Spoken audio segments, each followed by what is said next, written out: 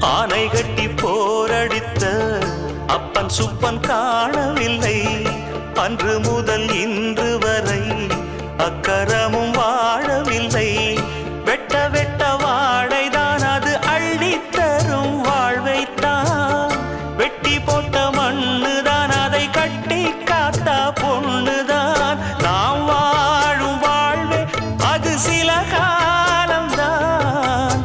உறவோடு வாழ்ந்தா அது பூக்கோலம்தான். கெட்டாலும் பட்டாலும் உன் பேரன்தான். என்னடி ஞான பெண்ணே உண்மை சொல்லடி ஞான பெண்ணே.